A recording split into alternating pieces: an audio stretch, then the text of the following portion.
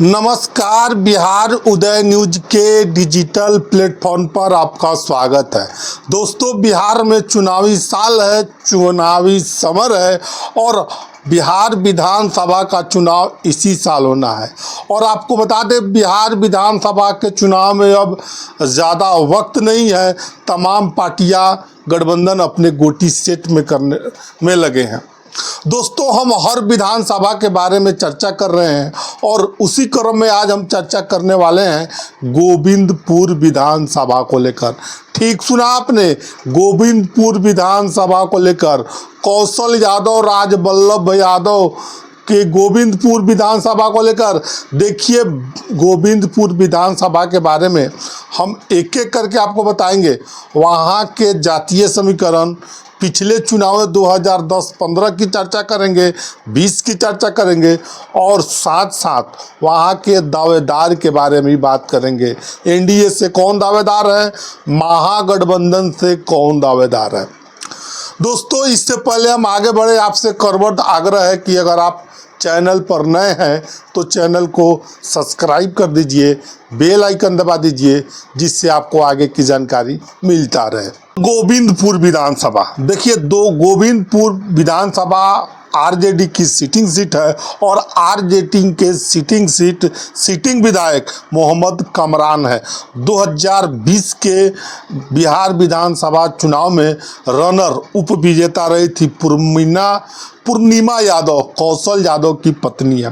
देखिए, कौशल यादव का सिक्का भी गोविंदपुर विधानसभा में हमेशा चलता है और चलता रहा है। देखिए, राजबल्लभ यादव का भी हालांकि वहाँ दबदबा रहा है गोविंदपुर विधानसभा में, लेकिन बड़ी बात कौशल सिंह के बारे में है कि कौशल सिंह के बारे में गोविंदपुर विधानसभा में उनके परिवार के लोग 8 बार विधायक रहे हैं लगातार। देखिए, 3 बार कौशल यादव निर्दलीय चुनाव जीते हैं, निर्दलीय विधायक रहे हैं और कौशल यादव की मां 3 बार गायत्री देवी भी विधायक रही हैं। दोस्तों, कौशल यादव की पत्नी भी जो है 2 बार विधायक रही हैं। देखिए, अब हम चर्चा करते हैं गोविंदपुर विधानसभा को लेकर। गोविंदपुर विधानसभा में 2010 के चुनाव में, 2015 के चुनाव में, 2020 के चुनाव में क्या चुनाव परिणाम रहे थे और कौन किस पार्टी से उम्मीदवार थे, इसकी चर्चा करते हैं। देखिए, 2010 के चुनाव में गोविंदपुर विधानसभा चुनाव में कौशल यादव जनता दल यूनाइटेड के उम्मीदवार थे और आपको बता दें 45,889 वोट मिले थे। और प्रोफेसर केबी प्रसाद लोक जनशक्ति पार्टी से 2010 में उम्मीदवार थे एलजेपी से, जिनको 24,702 वोट मिले थे। मोहम्मद कमरान 2010 के चुनाव में निर्दलीय चुनाव लड़े थे और बता दें आपको कि उसको वोट मिले थे 12,284 वोट मिले थे। वो ये वही मोहम्मद कमरान है जो अभी फिलहाल आरजेडी के सिटिंग विधायक है। आपको बता दें गोविंदपुर विधानसभा से।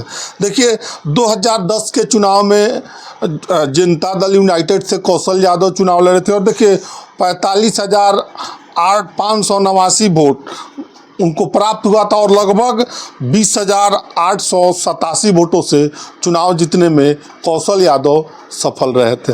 देखिए, ये तो 2010 के चुनाव की चर्चा रही। देखिए, जिस समय महागठबंधन में नीतीश कुमार साथ थे 2015 के चुनाव में, उस समय क्या आंकड़े रहे थे उसकी अब हम चर्चा करते हैं। देखिए, 2010 के चुनाव में बता दें कि कांग्रेस से पूर्णिमा यादव, कौशल यादव की जो पत्नी है, चुनाव लड़ी थी। 43,016 वोट आए थे। फूला देवी को भारतीय जनता पार्टी ने उम्मीदवार बनाया था और 38,617 वोट मिले थे। मोहम्मद कमरान फिर से निर्दलीय चुनाव लड़े और 32,646 वोट मिले। इस प्रकार जो कांग्रेस से पूर्णिमा यादव थी, कौशल यादव की पत्नी है, वो लगभग बता दें आपको 43,016 वोट के साथ 4,399 वोटों से चुनाव जीतने में सफल रहे थे। देखिए 2010-15 की हम चर्चा कर चुके हैं। अब पिछले चुनाव 2020 के बिहार विधानसभा चुनाव में क्या हुआ था।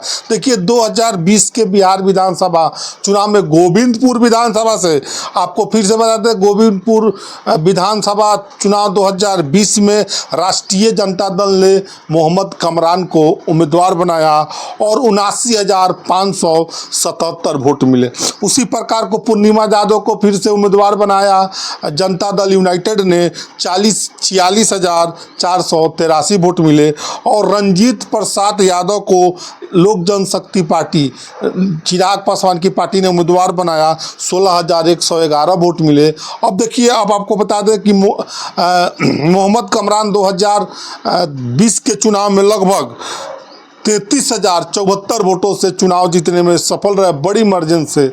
और कहा जाता है कि मोहम्मद कमरान तेजस्वी यादव के काफ़ी नज़दीकी करीबी नेताओं में इनकी गिनती होती है और हर जगह उनके साथ लगभग दिख जाते हैं। देखिए, अभी हम चर्चा किए हैं मोहम्मद कमरान और 2010-15-20 के चुनाव की चर्चा की है। और चर्चा करने के साथ आपको हमने ये बताया है कि 10-15-20 में चुनाव का क्या परिणाम रहा था और कौन कितने वोटों से चुनाव जीते थे। देखिए, अब यहाँ पर हम जातीय समीकरण के बारे में बात कर रहे थे। भूमिहार यहाँ पर निर्णायक भूमिका में है, यादव की बहुलता है इस सीट में। और 2020 में तेजस्वी यादव ने मोहम्मद कमरान पर भरोसा जताया, मोहम्मद कमरान को उम्मीदवार बनाया।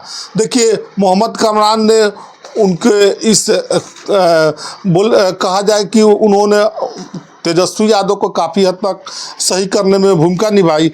अब हम चर्चा करते हैं। देखिए, बिहार उदय न्यूज़ की टीम लगातार मेहनत कर रही है और एक आंकड़े, जैसे कि आप देख पा रहे होंगे, एक आंकड़े निकाल कर ला रही है। आंकड़ों के बारे में आपको जानकारी दे रही है, हर विधानसभा के बारे में। देखिए 2025 में चुनौती मोहम्मद कमरान को ज़रूर मिलेगी।